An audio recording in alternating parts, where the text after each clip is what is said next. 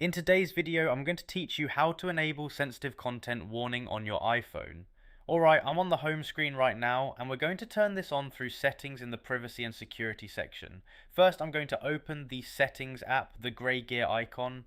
If it's not on the page you're on, just swipe left or right until you spot it. Once you see settings, go ahead and tap it to open. Okay, now settings is open, and we need to go into privacy and security. That option is lower down in the settings list, so at this point I'm going to scroll down. I'm scrolling steadily and watching the labels as they move up the screen until I see privacy and security. Alright, I see it now, so I'm tapping on privacy and security.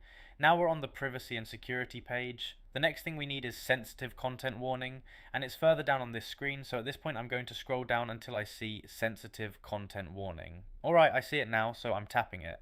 Now we're inside the sensitive content warning screen. You should see the sensitive content warning option with a toggle switch next to it. So at this point I'm going to turn on sensitive content warning by tapping the toggle. Once it's on, it should look active, and that's your confirmation it's enabled. There's no save button here, so the change applies immediately.